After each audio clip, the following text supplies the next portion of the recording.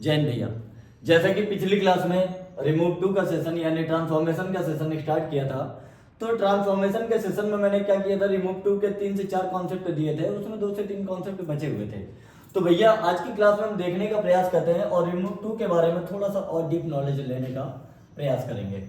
तो जैसे एक सेंटेंस आपने देखा, और एक बात और मैं बता दूं, तो जैसे कभी अगर टू के बारे में बताया था, तो पिछली क्लास में भी मैंने समझाने का प्रयास किया था कि टू के मतलब कितने होते हैं। तो एक तो बताया था कि एक तो एडवर्ब होता है, क्या होता है, एडवर्ब होता है, और एक आपको ये भी बताया था कि एक्सेसिव ऑफ लिमिट होता है। क्या होता है, एक्सेसिव ऑफ लिमिट, यानी किसी चीज की अधिक इतनी अधिकता बता देता है कि वो सेंस निगेटिव देने लगता है। कैसा सेंस देने लगता है, निगेटिव देने लगता है। और इसी का एक जुड़वा भाई बताया था मैंने, जिसका नाम क्या था बेटा, सो। जब आपको बताया गया था कि सो लगाते हैं यानी टू को हटा करके, जब ये टू एडवर्ब होता है तो टू को रिमूव करके क्या यूज करते हैं, सो का यूज करते हैं।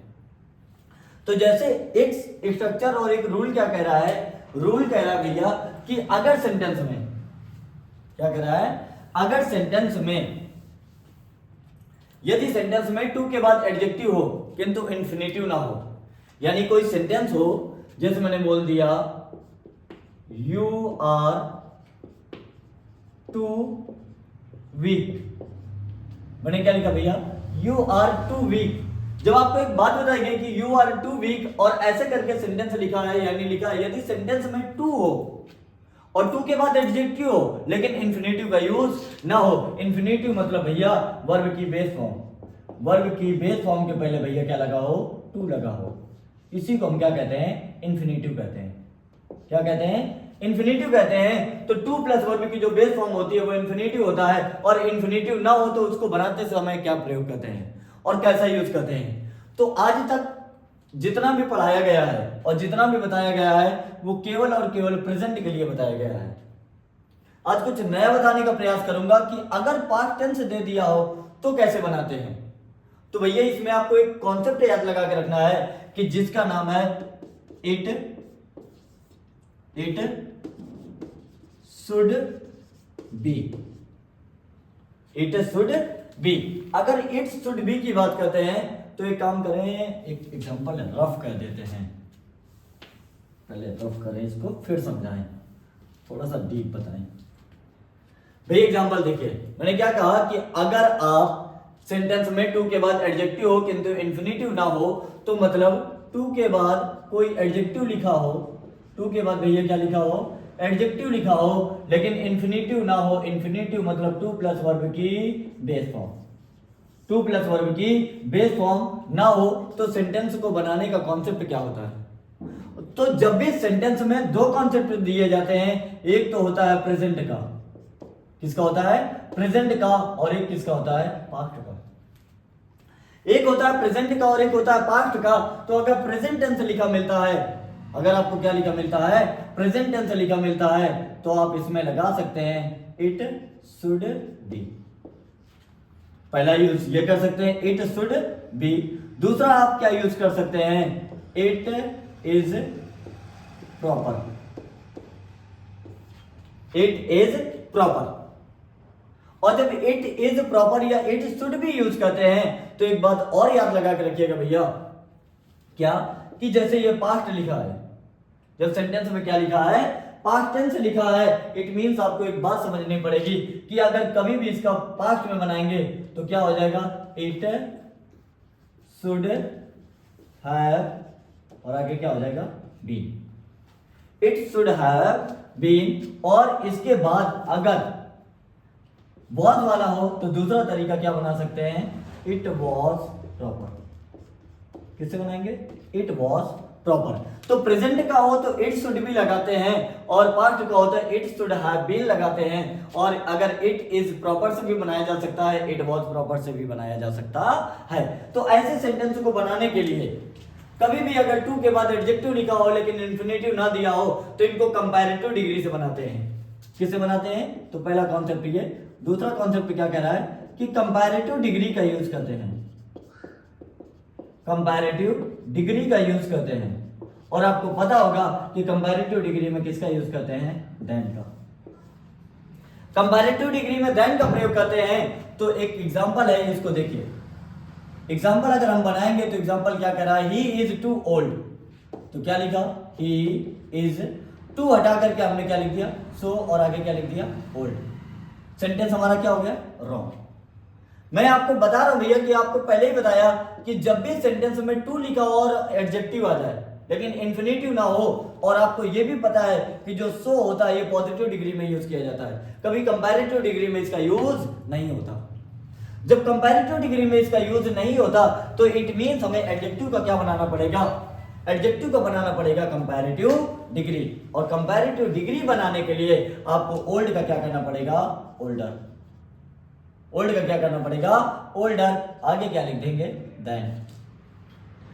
और इसके दो कॉन्सेप्ट आपको बताए गए, या तो आप सेंटेंस में लिख सकते हैं इट शुड, और आगे क्या लिख देंगे, बी, या तो आप लिख देंगे इट इज प्रॉपर, पहली बात, या तो लिखेंगे इट शुड बी, या तो लिखेंगे इट इज प्रॉपर। लेकिन ये इट का यूज हम तब करते हैं जब सेंटेंस में हमारे पास लाइफलेस सब्जेक्ट ना हो, सॉरी, अगर सेंटेंस हमारे पास लाइफलेस है तो इट लगाएंगे, लेकिन अगर लाइफलेस नहीं है, नाउन या प्रोनाउन आया है तो उसी प्रोनाउन का भी यूज किया जा सकता है।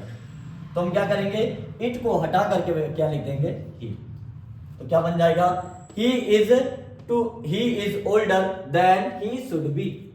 लेकिन प्रॉपर वाले केस में हमेशा क्या लगाते हैं, इट लगाते हैं। इट मीन्स इसका करेक्ट एग्जांपल आप ऐसे करके बना सकते हैं। दूसरा तरीका ये भी अप्लाई कर सकते हैं, he is older than he, आगे क्या लिखेंगे, शुड बी। आगे एक एग्जांपल फिर लिखा है, it was too shocking, it was too shocking, और ये लिखा है शॉक। शॉक होता है वर्ब, वर्ब को बनाया भैया क्या, वर्ब में लगा दिया आईएनजी, ये काम करने लगा एज एन एडजेक्टिव।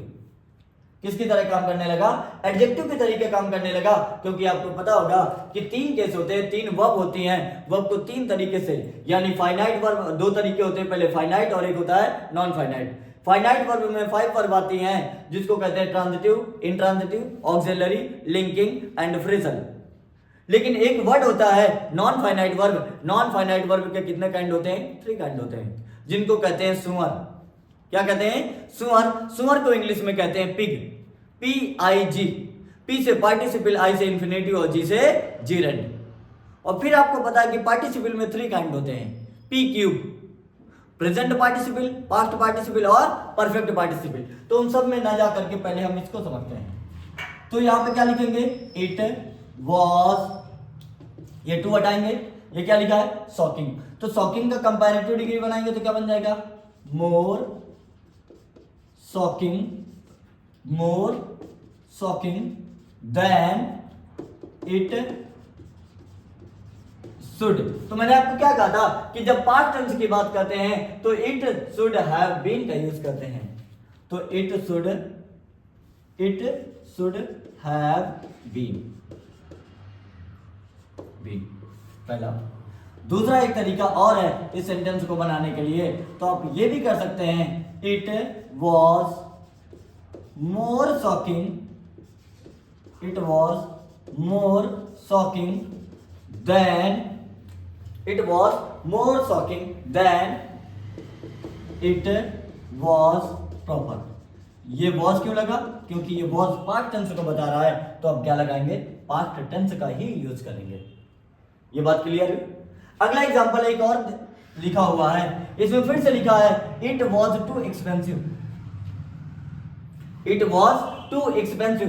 तो एक काम करेंगे, जब कंपैरेटिव डिग्री में आएंगे तो कंपैरेटिव डिग्री में आपको ये भी बताएंगे कि मोर का यूज कहां करते हैं और एडजेक्टिव में ER कहां लगाते हैं, क्योंकि इसमें एक खेल होता है जिसको कहते हैं सिलेबल। तो अब इस सेंटेंस को क्या बना देंगे, it was more expensive, more expensive than, आगे क्या लगा देंगे, इट। आगे फिर से क्या लिखेंगे, शुड हैव, और फिर क्या लिख देंगे, बीन। यहां तक बात क्लियर है। अगर यहां तक बात क्लियर हो गई है तो एक काम करते हैं, क्यों ना एक एग्जांपल लिखा जाए, देख लो और स्क्रीनशॉट ले लो, चाहे नोट से बना लो। एक एग्जांपल लिखते हैं और एग्जांपल पूछने का प्रयास करते हैं आपसे।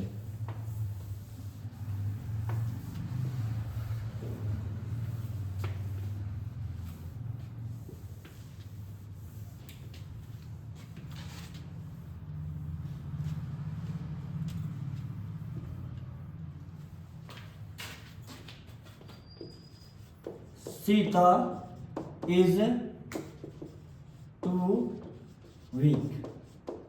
ये एग्जाम्पल है और आप इसको रिमूव टू करके बताएंगे, रिमूव टू। ये आपके लिए क्वेश्चन है, कमेंट में सॉल्व करके बताना है।